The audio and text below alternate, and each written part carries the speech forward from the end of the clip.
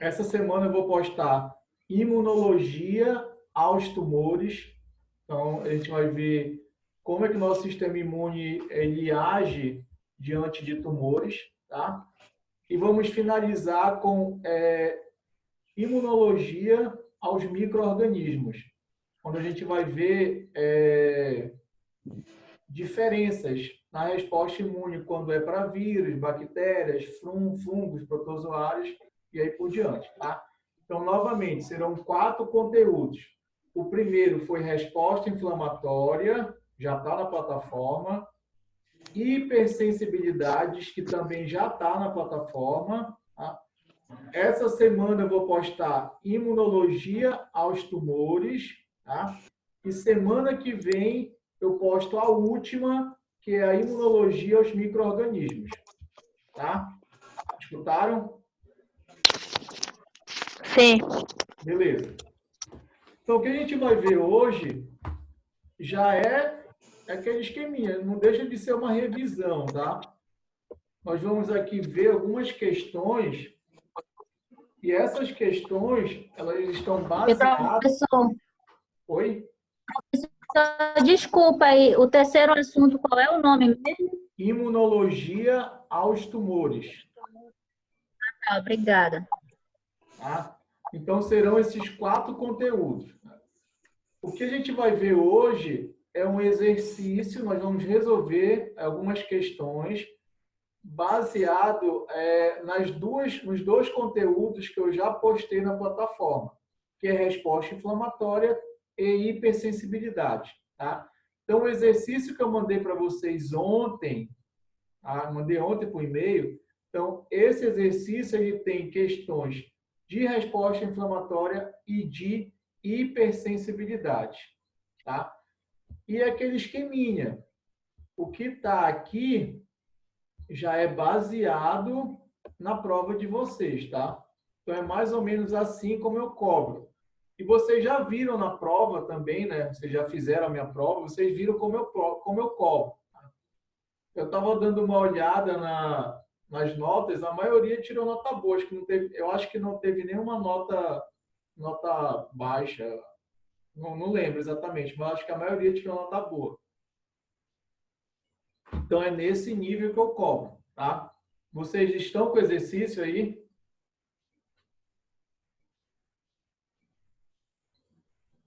Hein? Eu estou aqui com aquele resposta inflamatória, esse, né? Isso, exatamente. Eu coloquei aí, tá só a resposta inflamatória, mas na verdade ele tem também sobre hipersensibilidade. Deixa eu só encontrar aqui.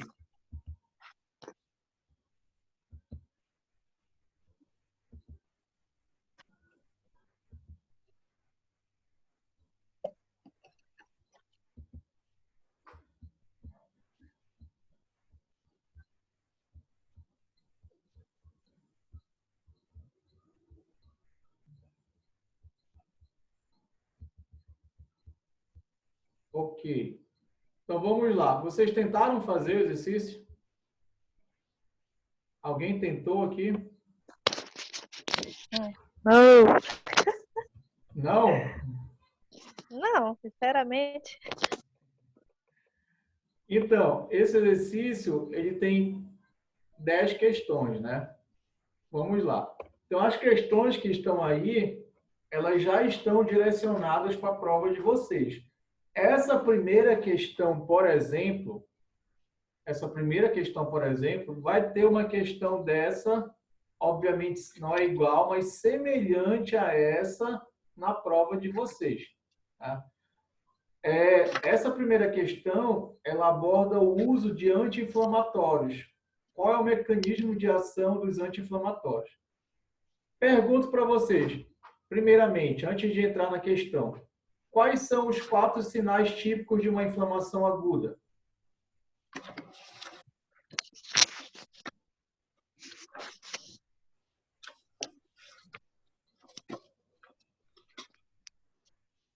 Seria a Eu acho que dá logo febre.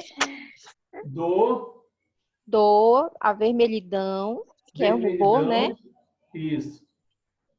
Aí tem dor, vermelhidão, deixa eu ver o outro. Eu esqueci os outros dois. Calor, que é o Calor. aumento da temperatura local, e o edema, tá? Então, esses são os 4 sinais típicos da inflamação: dor, calor, rubor. Esse rubor é a mesma coisa que vermelhidão, tá? Então, rubor é a mesma coisa que vermelhidão. E o outro é o edema. Vocês podem encontrar como edema, como inchaço ou como tumor. É a mesma coisa. Edema, inchaço e tumor. Tá? Então, esses são os 4 sinais típicos da inflamação. Tá certo? E se vocês viram a aula que eu postei na plataforma, eu disse para vocês que durante o processo inflamatório, nós observamos 2 alterações na microcirculação, ou seja, 2 alterações nos vasos sanguíneos do tecido que está inflamando. Que alterações são essas? Vasodilatação e aumento da permeabilidade vascular. Tá?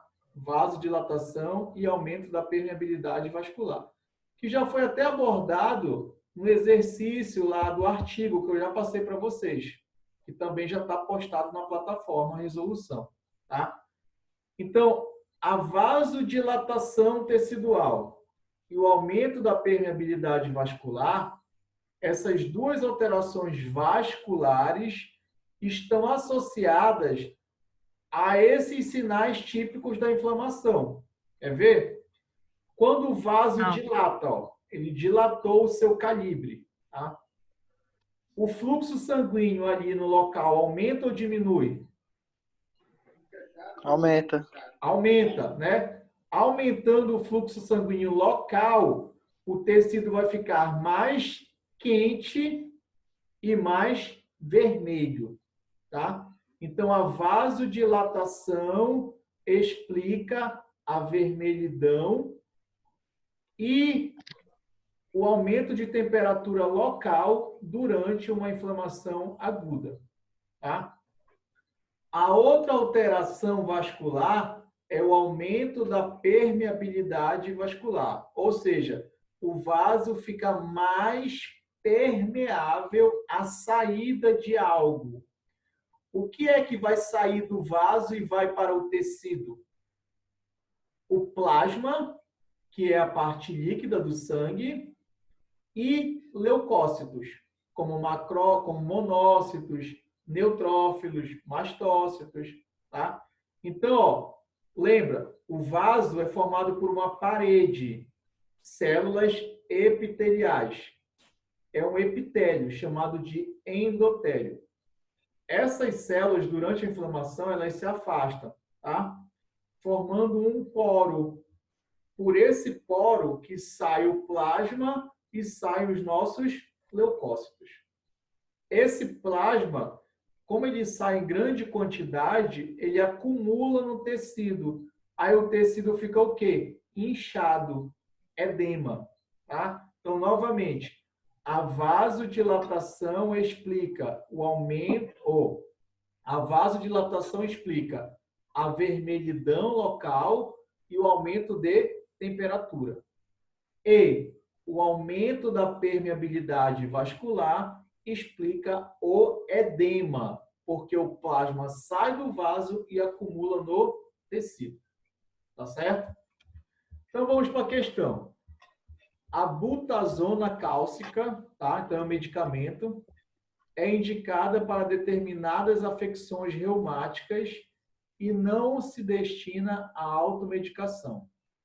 Possui propriedades antirreumáticas, anti-inflamatórias, analgésicas e antipiréticas. O que é uma atividade analgésica? Vai tirar o quê? Tirar a dor. A dor, né? E uma atividade antipirética?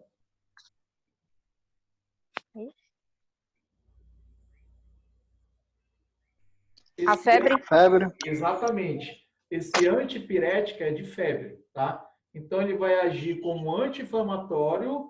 Se ele age como anti-inflamatório, ele vai agir na dor e na febre, tá? Continuando. Seu mecanismo de ação compreende a inibição da enzima ciclooxigenase. Essa enzima ciclooxigenase ela é conhecida como a COX.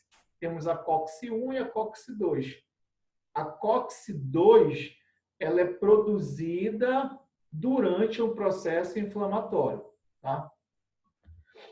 Dessa forma, restringindo a produção das prostaglandinas, que são fundamentais para a produção e desenvolvimento da reação inflamatória aguda, dolorosa e febril. O que ele diz aí? A butazona cálcica, que é um medicamento, vai agir onde? Na enzima chamada de ciclooxigenase. Agindo nessa enzima, não haverá produção de prostaglandinas. Prostaglandinas, se vocês visualizaram lá no vídeo que eu postei na plataforma, é um mediador químico pró-inflamatório, tá? Então, se ocorre a produção e liberação de prostaglandinas, o tecido vai entrar num processo inflamatório, tá? Prostaglandinas causam, por exemplo, vasodilatação, tá? Prostaglandinas agem na dor, tá? Prostaglandinas agem na febre, tá? Então, se tem prostaglandina no tecido, vai ter vasodilatação, vai ter febre, vai ter dor, tá? Mas quem é que age na produção dessas prostaglandinas? A enzima chamada de ciclooxigenase, tá? Então, se tem a ciclooxigenase, tem prostaglandina. O que o anti-inflamatório vai fazer? Ele vai inibir a ação da enzima ciclooxigenase. Inibindo a ciclooxigenase, não tem produção de prostaglandina. Se não tem produção de prostaglandina, a febre diminui, a dor diminui, o processo inflamatório diminui. Tá certo? Então, vamos continuar aí.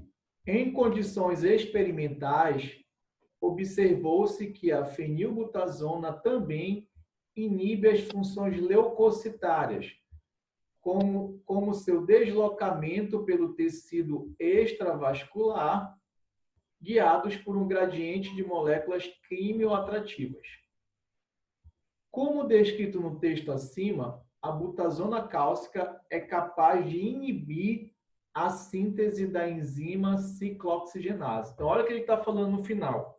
O medicamento inibe a COX, tá? Beleza. Quais sinais típicos da inflamação aguda serão inibidos devido à inibição da COX? Marca a alternativa correta. O que vocês marcariam aí? Qual letra? A B? Mais alguém? Exatamente, ó, a letra B, tá? Qual é o raciocínio da coisa? O que eu disse para vocês? As prostaglandinas são mediadores químicos pró-inflamatórios. Professor, Oi. no caso, esse rubor seria febre? Seria dor? Não, o rubor é de vermelhidão. É sinônimo de vermelhidão. Só lembrar lá do Flamengo, rubro-negro. Ah, sim. Beleza? Tá, beleza. Então, beleza? Então, ó, esse rubor é de vermelhidão, tá? Qual é o raciocínio? Vamos lá novamente. Prostaglandinas, vocês têm que ter em mente que é um mediador químico pró-inflamatório. Então, se essa molécula é produzida, o tecido tende a inflamar. O que essa molécula vai ocasionar no tecido? Vasodilatação, por exemplo. Aí você já sabe. Se o vaso dilata, aumenta o fluxo sanguíneo local, o tecido vai ficar mais quente, calor, e vai ficar mais vermelho o rubor. Tá? Então, a alternativa correta aí seria a letra B. Tá? Se eu não tenho prostaglandina, eu não tenho vasodilatação. Se eu não tenho vasodilatação, eu não tenho aumento do fluxo sanguíneo. Se eu não tenho aumento do fluxo sanguíneo, eu não tenho calor no local e nem tenho rubor no local. Tá?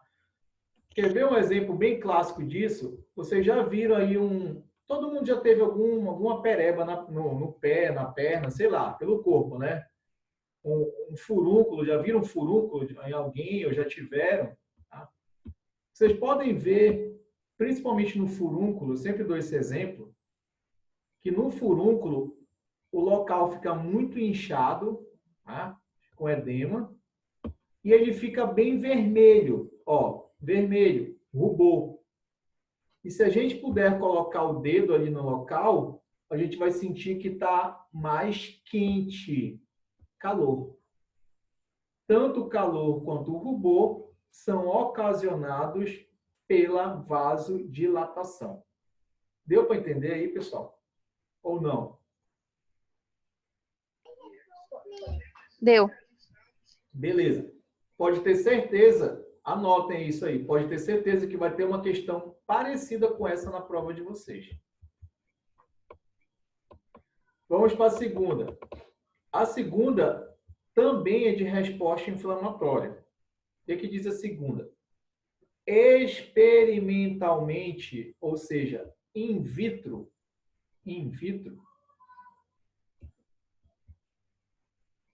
experimentalmente, ou seja, in vitro,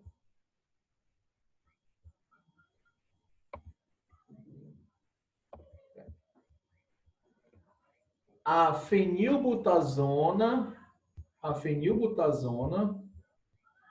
inibe algumas funções leucocitárias, tá? Então, eles viram que esse medicamento ele inibe algumas funções dos nossos leucócitos durante a inflamação, tá? Como o deslocamento dessas células pelo tecido extravascular, atraídos por um gradiente químico. Marque a alternativa correta correspondente a tal processo inflamatório inibido pela fenilbutazona. O que vocês marcariam aí?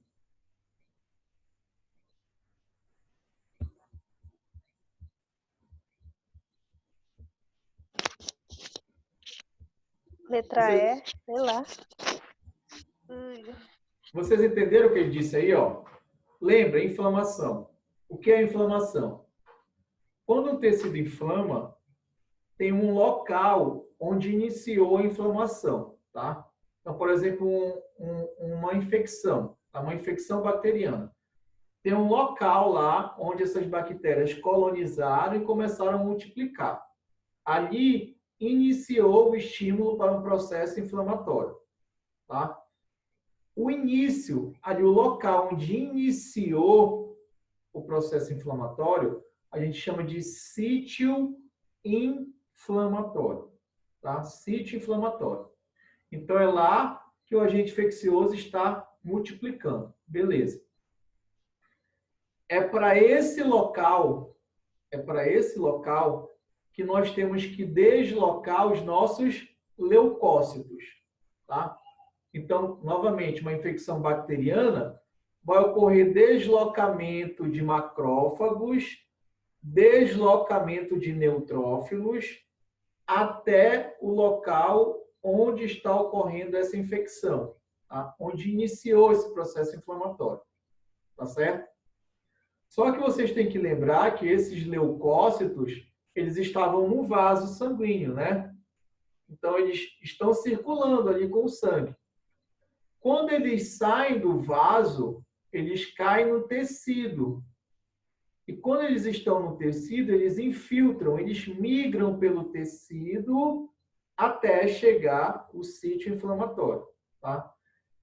Essa migração, esse deslocamento, ele não é à toa, tá?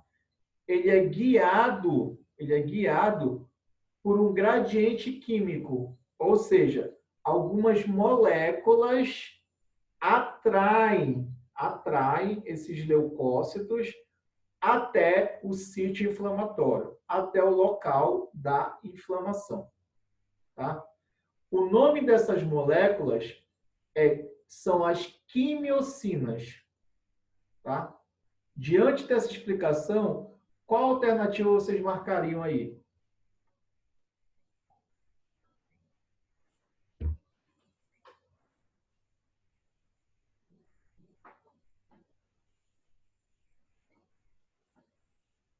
Alguém arrisca?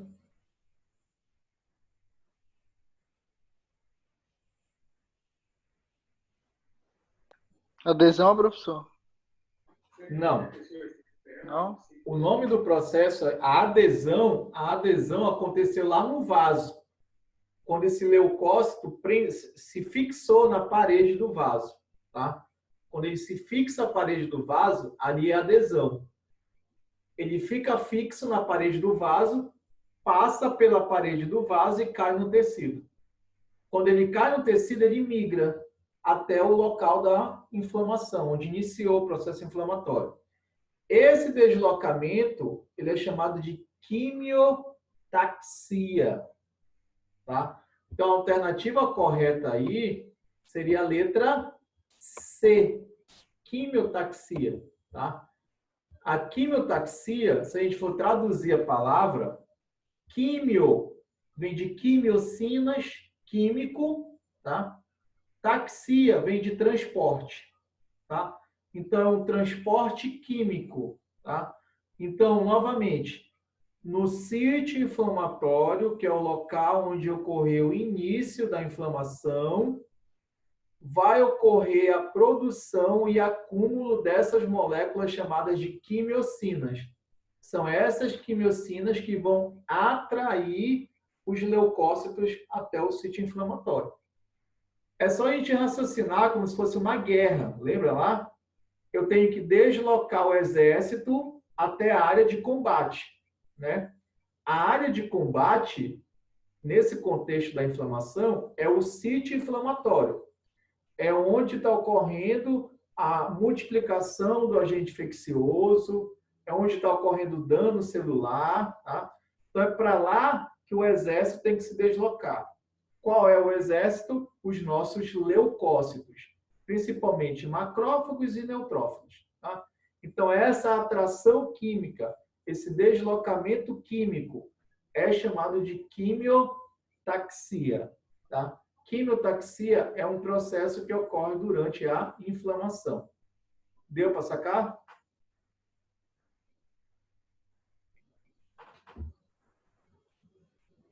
Sim. Beleza. Tá? Terceira questão. Na terceira questão, já é sobre o segundo conteúdo que eu postei para vocês na plataforma. Hipersensibilidade. Tá? Então, primeiro, pessoal, o que é um processo de hipersensibilidade? Como eu falo no início da aula. As hipersensibilidades, elas ocorrem devido a um processo de exacerbação da resposta imunológica. Tá? Então, a nossa resposta imunológica, ela ocorre para conter uma infecção, para destruir o agente infeccioso, tá? Por exemplo, tá? Ela tem que desempenhar essa função de uma forma que cause pouco dano ou não cause dano ao tecido, tá certo? A partir do momento que a resposta imunológica leva a um grande dano tecidual, em que essa resposta ela é exacerbada, então nós temos uma resposta exacerbada, nós vamos caracterizar isso como uma hipersensibilidade, tá? E na aula vocês vão ver, ou já viram, que nós temos 4 tipos de hipersensibilidade, tá? 4 tipos. Hipersensibilidade do tipo 1, tipo 2, tipo 3, tipo 4, tá? Só falando assim, tipo 1, tipo 2, tipo 3, tipo 4, não diz muita coisa. Por isso que ela sofreu uma classificação, uma outra classificação. A tipo 1, vocês podem até ver aqui, ó, essa tabela é uma tabela. Essa tabela está na aula de vocês, tá? Então, essa tabela, ela classifica os tipos de hipersensibilidade. Hipersensibilidade do tipo 1 é a hipersensibilidade imediata, tá?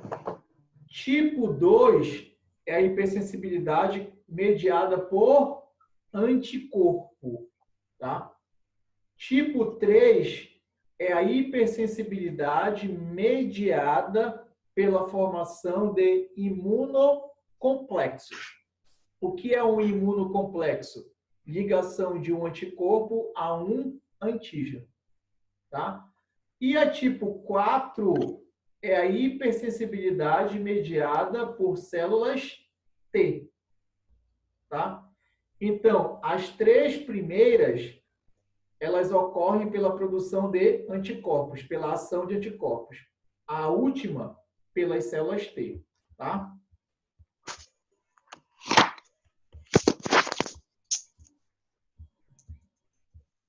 Galera, eu vou abrir outra sala, tá? Que vai cair aqui. Aí vai cair, mas eu vou voltar de novo, tá?